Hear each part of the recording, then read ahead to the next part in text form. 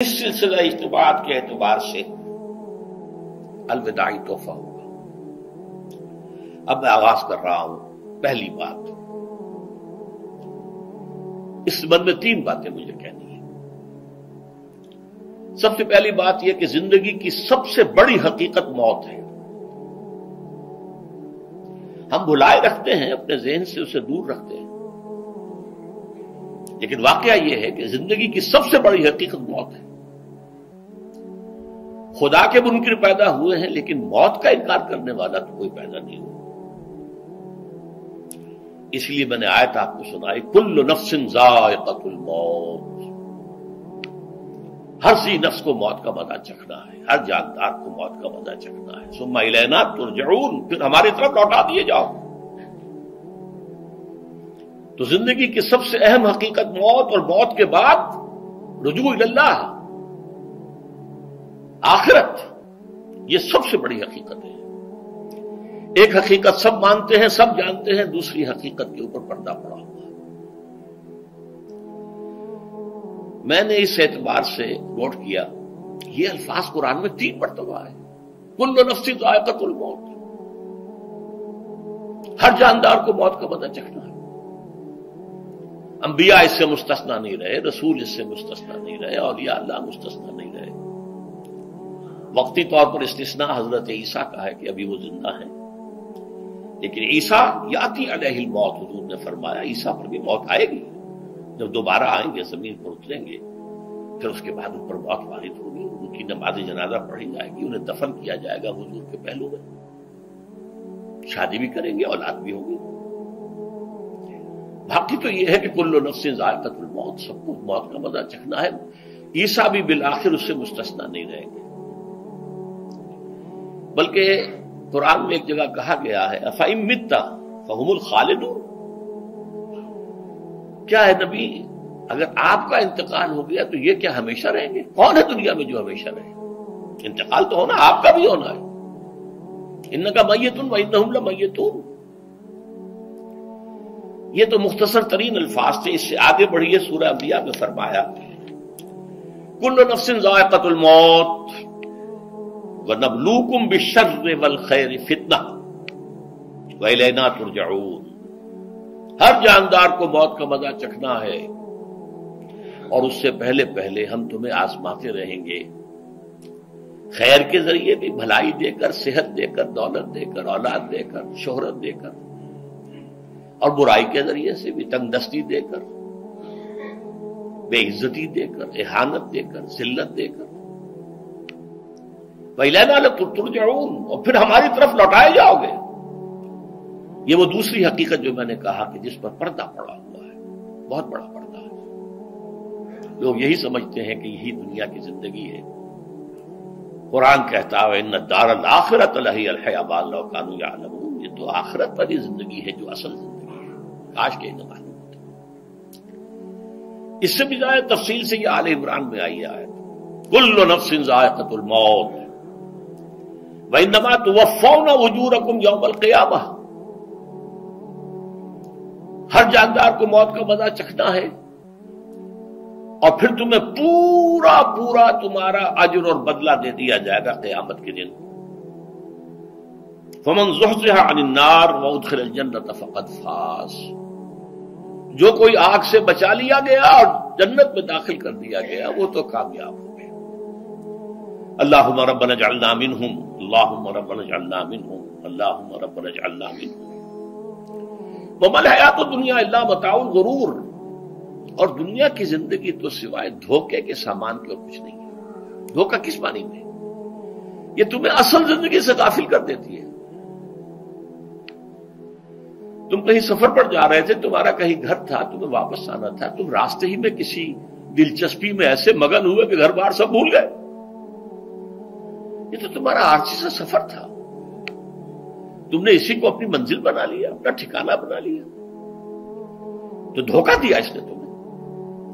ویسے دنیا کی زندگی دھوکہ نہیں ہے، بڑی حقیقت ہے، اس لیے کہ حضور نے فرمایا انما الدنیا مزرعۃ الآخرہ، یہ دنیا آخرت کی کھیتی ہے، یہاں بو گے تو وہاں کاٹو گے، یہاں کچھ کمائی کرو گے تو وہاں اس کا بدلہ ملے گا۔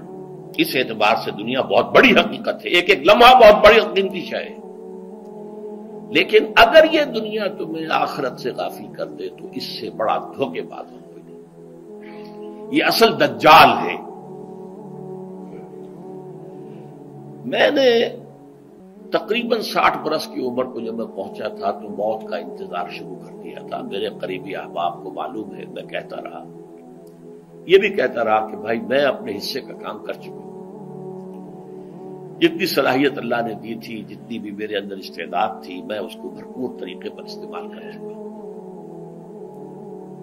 دم واپسی برسر راہ ہے عزیز و اب اللہ ہی اللہ ہے، یہ میرا معاملہ رہا ہے 60 برس کی عمر سے۔ اس کے بعد اللہ نے مزید 14 برس دیے ہیں۔ یہ نافلۃ لک کے درجے میں کہتا ہوں، اس کا اللہ کا عطیہ خصوصی ہے، نفل ہے، ہمیشہ کہتا رہا ہوں۔ مسنون زندگی تو 61 برس ہے ہمارے حساب سے۔ علامہ اقبال کے بارے میں سنا ہے کہ رویا کرتے تھے کہیں میری عمر حضور کی عمر سے زیادہ نہ ہو جائے۔ وہ 6 مہینے کم ہی رہی ہے حضور کی عمر سے۔ جو حضور کی عمر تھی وہی حضرت ابو بکر کی، وہی حضرت عمر کی، وہی حضرت علی کی۔ ہاں، حضرت عثمان 82 برس کے ہوئے ماشاءاللہ۔ پھر یہاں کے مجددین میں سے وہی عمر حضرت شیخ احمد سرہندی کی، وہی شاہ ولی اللہ دہلوی کی۔ ہاں، شیخ عبدالحق محدث دہلوی رحمۃ اللہ علیہ 82 برس کی عمر۔ لیکن یہ میں کہا کرتا تھا مسنون عمر تو 61 برس ہے، جسے ہم 63 کہتے ہیں، وہ اصل میں ہمارے حساب سے 61 بنتا ہے۔ وہ 63 قمری ہے، جو 9 دن کم ہے، قمری سال جو ہے وہ شمسی سال سے۔ بہرحال میں اس وقت سے منتظر تھا، لیکن جو بھی وقت اللہ نے دیا ہے، اللہ کا شکر ہے، وہ مفید کاموں میں لگا ہے۔ ان میں خاص طور پر میں سمجھتا ہوں کہ اللہ کا مجھ پر سب سے بڑا احسان، اور مجھے پر نہیں، بہت بڑے پیمانے پر لوگوں پر جو احسان ہوا ہے، وہ میرا 1998 کا دورہ ترجمہ قرآن جو کراچی میں ہوا تھا۔ 1998 کے مارچ میں میرا بڑا آپریشن ہوا، دونوں گھٹنے تبدیل کیے گئے، لیکن 98 کے آخر میں، حالانکہ میں چل نہیں سکتا تھا، کراچی میں مسجد جو ہے اونچی ہے، دوسری منزل پر ہے، تو خاص ریمپ بنایا گیا جس کے ذریعے میں ویل چیئر پر مجھے لے جایا جاتا تھا۔ میں نے درس کیا۔ اس درس کی گزشتہ چند سالوں سے پوری دنیا میں جو گونج ہوئی ہے اللہ کے فضل و کرم سے، اللہ کا کوئی حکمت خداوندی اس کے ساتھ وابستہ ہے۔ اس میں میرے کسی کام کو دخل نہیں ہے، میری کسی کوشش کو دخل نہیں ہے۔ میں نے تو جو درس میں دیتا آ رہا تھا سن 85 سے، دورہ ترجمہ قرآن، البتہ یہ بات ضرور ہے کہ میں نے محسوس کیا تھا کہ سن 98 کے اس درس میں دورہ ترجمہ قرآن کے مجھے خصوصی انشراح حاصل تھا۔ میری ساری گفتگو کا حاصل کیا ہے؟ دیکھیے، نظریاتی تحریکوں کا تعلق اشخاص سے نہیں ہوتا، ٹھیک ہے، کوئی اس کا داعی ہوتا ہے، کوئی اس کا مؤسس ہو جاتا ہے، کوئی اس کا آغاز کرنے والا ہوتا ہے، لیکن نظریاتی تحریک افراد سے وابستہ نہیں ہوتی۔ افراد آتے چلے جاتے ہیں اپنا اپنا حصے کا کام کر کے، جس کو جتنا مقدر ہے، جتنی اللہ تعالیٰ کی طرف سے توفیق ہے، وہ اپنا کام کرے گا، چلا جائے گا۔ یہ چمن یوں ہی رہے گا اور ہزاروں جانور اپنی اپنی بولیاں سب بول کر اڑ جائیں گے۔ مبارک ہیں وہ لوگ جنہیں قرآن کی بولی بولنا نصیب ہو جائے۔ وَإِنْ يَحْسَبُ أَنِّي مِنْهُمْ، مجھے گمان ہے، اللہ کا فضل ہے کہ میں ان میں سے ہوں، میں نے قرآن کی بولی بولی ہے، اور قرآن مجید کو جیسا کہ وہ ہے، ایز اٹ از، اپنے کو مذمومہ خیالات، اپنے کوئی ذہن سے زائدہ نظریات کو میں نے اس میں دخل نہیں دیا، جسے انگریزی میں آپ آبجیکٹیولی کہتے ہیں، خالص معروضی طور پر قرآن کو پڑھا ہے، قرآن کو قرآن سے سمجھائے، یا پھر سیرت رسول سے سمجھائے۔ میں لفظ سنت کی بجائے سیرت استعمال کر رہا ہوں۔ قرآن مجسم حضور تھے صلی اللہ علیہ وسلم، اور حضور کی سیرت اور حیات جو ہے وہ قرآن مجید کی اصل تفسیر ہے۔ یہ حقیقت بھی بہت کم لوگوں کے علم ہے۔ وہ احادیث کا نام تو لیتے ہیں، احادیث بھی ہے، سیرت بھی تو احادیث ہی سے ہمیں ملتی ہے، لیکن میں خاص طور پر سنت یا حدیث کی بجائے سیرت کا استعمال کرتا ہوں۔ قرآن کی 2 سورسز ہیں، قرآن خود اور سیرت رسول صلی اللہ علیہ وسلم۔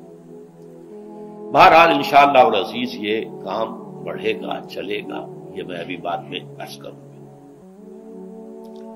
دوسری بات جو میں نے آیت پڑھی آپ کو، وَمَن نُعَمِّرْهُ نُنَكِّسُ فِي الْخَلْقِ أَفَلَا يَعْقِلُونَ، بہت بڑی حقیقت زندگی کی یہ بھی ہے، جس کی ہم عمر زیادہ کر دیتے ہیں اس کی خلقی صلاحیتوں میں کمی کر دیتے ہیں۔ موٹی بات ہے، بڑھاپا آئے گا، ہمیشہ کی مانی ہوئی بات ہے۔ اگرچہ جوانی میں آدمی بڑھاپے کا تصور نہیں کرتا، لیکن بڑھاپا آنا ہے، یہ بھی ایک حقیقت ہے موت کی طرح۔ غالب نے کہا تھا مزمحل ہو گئے قوائے غالب، اب عناصر میں اعتدال کہاں۔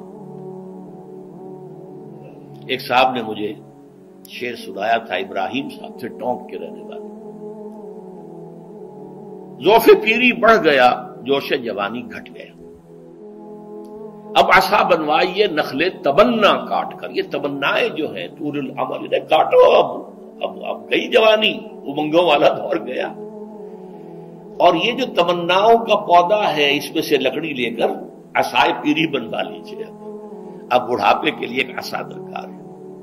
بڑا پیارا شعر ہے، ذوف پیری بڑھ گیا، جوش جوانی گھٹ گیا، اب عصا بنوائیے نخلے تمنا کاٹ کر۔ ابھی 2-3 دن ہوئے ہیں، یہاں پر جو خانہ فرہنگ ایران ہے اس کے ڈائریکٹر آئے تھے، انہوں نے فارسی کا ایک شعر سنایا، بڑا پیارا شعر ہے، در جوانی گفتم کہ شعر شعر است اگرچہ پیر بود۔ جوانی میں یہ کہا کرتا تھا کہ شعر تو شعر ہی ہوتا ہے، چاہے بوڑھا ہو جائے، بوڑھے ہونے سے اس میں کیا فرق واقع ہو جائے، شعر شعر است گرچہ پیر بود۔ چوب پیری رسیدم، جب میں خود پیری اور بڑھاپے کو پہنچ گیا، دیدم، تو مجھے یہ بات نظر آئی کہ پیر پیر است گرچہ شعر بود، بوڑھا بوڑھا ہی ہوتا ہے چاہے وہ شعر ہی کیوں نہ ہو۔ تو یہ بڑھاپا جو ہے یہ زندگی کی دوسری بڑی حقیقت ہے۔ اس کا ایک اثر تو سب کو معلوم ہے، قوائے غالب جو میں نے کہا، بڑھاپے کا عام نتیجہ جسمانی ضعف، سب جانتے ہیں، لیکن مجھ پر اور کچھ اور لوگوں پر بھی خاص طور پر اس کا جو ایک اثر ہوتا ہے، یہ مجھ پر ہوا ہے، وہ ہے یادداشت کی کمزوری۔ اور یہ میں کئی سال سے محسوس کر رہا ہوں، میری پرانی یادداشت بڑی مضبوط ہے، قوی ہے، اس میں کہیں کوئی کمی نہیں ہے، لیکن ریسنٹ پاسٹ کی چیزیں جو ہے، پچھلے 5-6 سال کے واقعات مجھے یاد نہیں رہتے، اشخاص سے ملا ہوں اور دیکھ کے پہچان لیتا ہوں، کئی بار ملاقات ہوئی ہے، نام یاد نہیں آتا، تاریخیں اور اشخاص کے نام کے اعتبار سے تو خاص طور پر کئی سال سے میری جو میموری ہے وہ امپیئرڈ ہے، اور میں محسوس کرتا رہا ہوں کچھ عرصے سے کہ عین تقریر کے دوران محسوس ہوتا بلیک آؤٹ ہو گیا، اور مجھے سلسلہ کلام جوڑنے کے لیے سوچنا پڑا، بعض اوقات 1000 کروڑ مرتبہ بولے ہوئے الفاظ غائب، اب چاہے کتنا ہی زور لگا لوں وہ لفظ یاد نہیں آئے گا، ہاں تھوڑی دیر کے بعد خود بخود یاد آ جائے گا۔ میرے اس آپریشن سے کچھ عرصہ پہلے تک جو میری تقریریں یہاں ہوئی، ان میں بہت سے لوگوں نے نوٹ کیا، میری تقاریر میں اب وہ روانی نہیں رہی تھی، وہ جو کراس ریفرنسز آیا کرتے تھے،